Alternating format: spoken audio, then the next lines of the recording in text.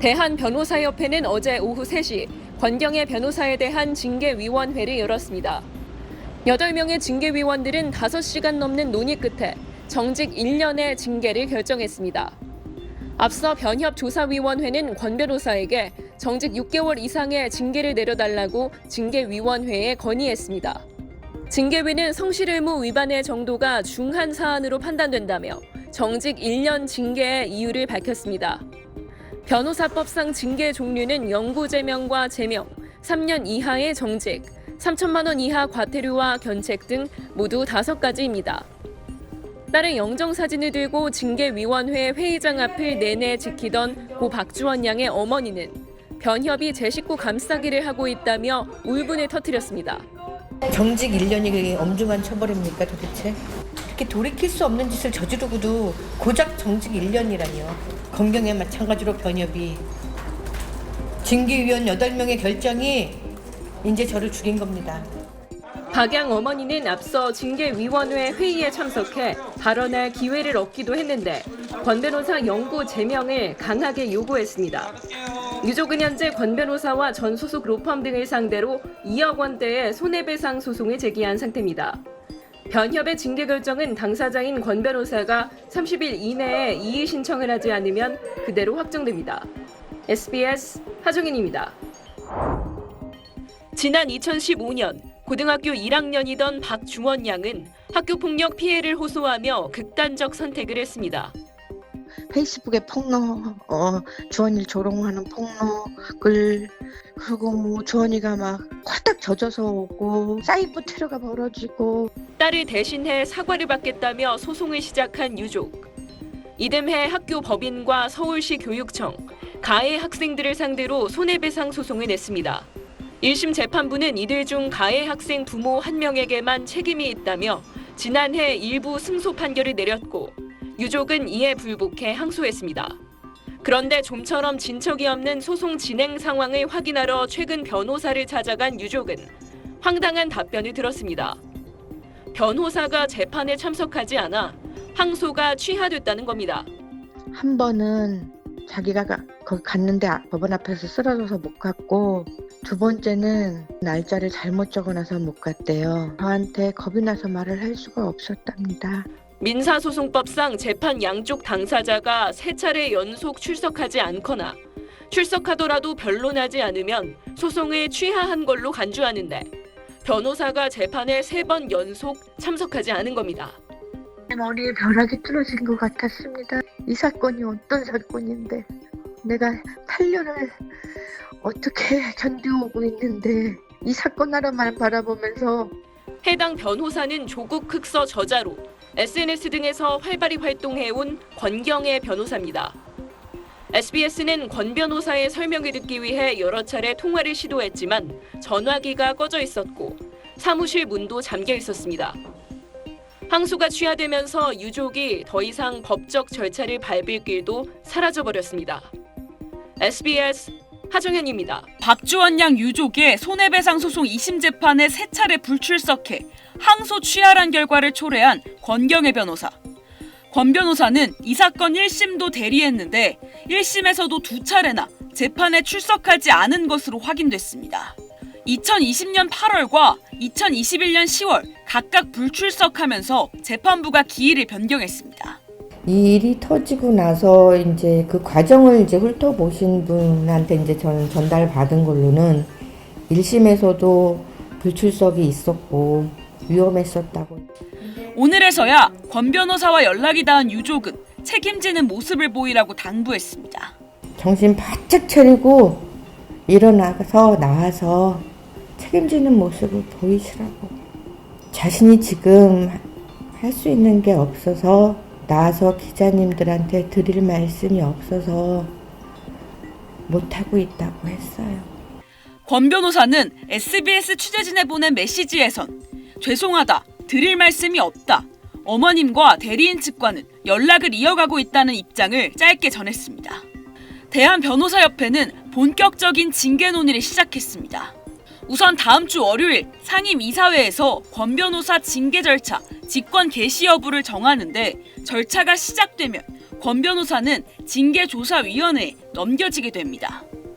당사자 소명을 듣는 등의 절차 뒤 징계 수위가 정해집니다. 법조계 안팎에선 의뢰인의 피해 정도가 큰 만큼 중징계 가능성도 전망되는데 최고 수위론 변호사 활동을 못하게 되는 영구제명 결정까지 내려질 수 있습니다. 네, 이 내용 취재한 한소희 기자 나와 있습니다. 참 어떻게 이런 일이 있을 수 있나 싶은데 오늘 한소희 기자가 유족을 만나고 왔잖아요. 어떤 이야기를 하시던가요?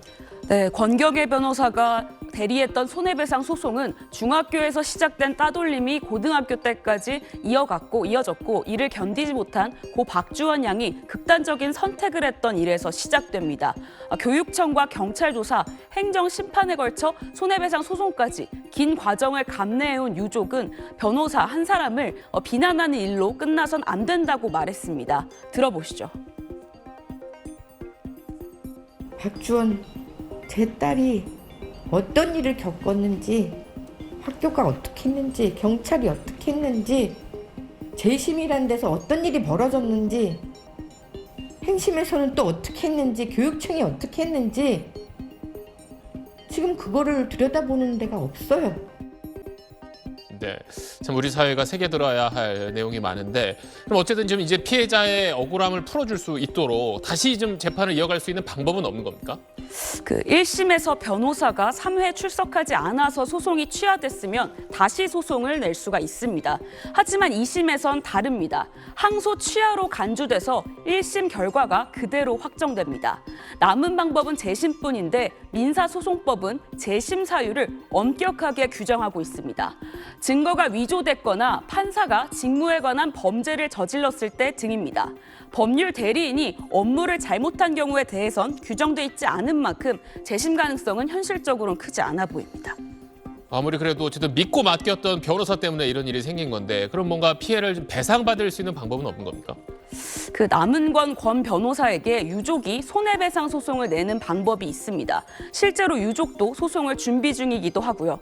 하지만 이 역시 몇 년이 걸릴지 기약할 수 없고 유족에게 또 한 번에 엄청난 고통을 주는 일이 될 겁니다. 때문에 권 변호사의 책임 있는 자세가 필요하다는 목소리가 나옵니다. 네, 알겠습니다. 지금까지 사회부 한소희 기자였습니다. 학교폭력 피해자 고 박주원 양 유족을 대리한 권경애 변호사의 거듭된 재판 불출석으로 유족은 상급심의 판단을 받아볼 수 있는 기회를 날렸습니다. 지난해 1심에서 자백한 걸로 간주돼 유일하게 5억 원의 배상 책임을 지게 된 학부모 A씨는 판결에 불복해 항소했습니다. 항소심에선 A씨에게 배상 책임이 없다는 선고가 내려졌는데 권 변호사는 재판에 나가지 않은 건 물론 항소심 판결문을 받고도 유족에게 알리지도 기한 내에 상고도 하지 않아 뒤집힌 판결은 그대로 확정됐습니다. 1심에서 배상 책임이 인정되지 않은 다른 19명을 상대로 한 유족의 항소 역시 권 변호사의 3차례 불출석으로 취하 처리가 돼 패소한 1심 판결이 확정됐습니다. 결국 유족은 배상을 받기는커녕 패소에 따라 상대방 소송 비용까지 물어줘야 하는 처지가 됐습니다. 대한변호사협회는 엄중한 사안으로 인식한다며 권 변호사의 조사위원회 회부를 준비하고 있다고 밝혔습니다. 권 변호사는 연락 두절 상태인데 자신이 임의로 정한 9천만 원을 3년에 걸쳐 유족에 갚겠다는 각서를 쓴 걸로 전해졌습니다. 합의하고 쓴 게 아니라 그냥 본인 일방적으로 써서 줬다는 이제 입장이시거든요. 유족은 권 변호사를 상대로 한 손해배상 청구 소송을 검토하고 있습니다. 소송 피고였던 서울시 교육청은 소송 비용 회수 포기를 전향적으로 검토할 예정이라고 밝혔습니다. SBS 김상민입니다. 대한변호사협회가 권경애 변호사에 대한 직권조사를 결정했습니다. 변협 자체 조사와 권 변호사의 소명을 듣는 절차에 이어 외부 인사가 참여하는 징계위원회에서 최종 징계가 결정됩니다. 변협은 중징계 가능성을 시사했습니다. 이 정도 사안이면은 정치도 충분히 가능할 수 있는 사안이고 다른 비난 가능성이 있는 잘못된 행위가 드러난다고 하면은 정직 이상의 당연히 더 강경한 징계가 될 수 있는 거죠.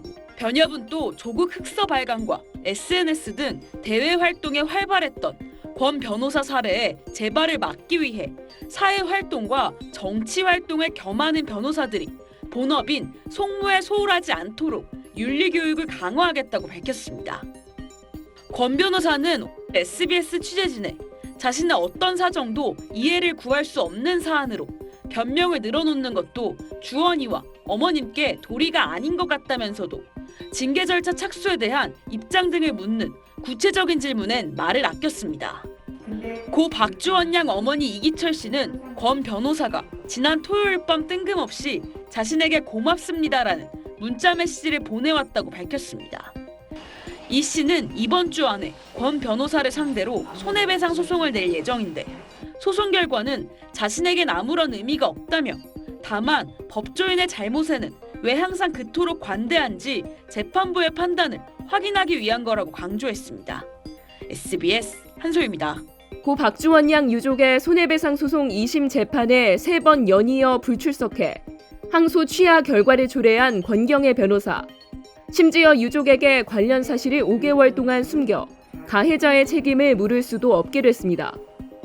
머리에 벼락이 뚫어진 것 같았습니다. 이 사건이 어떤 사건인데 내가 8년을 어떻게 견디오고 있는데 이 사건 하나만 바라보면서 논란이 일자 대한변호사협회는 지난 4월 권 변호사에 대한 직권조사를 결정했고 조사위원회는 만장일치로 징계 개시를 청구했습니다.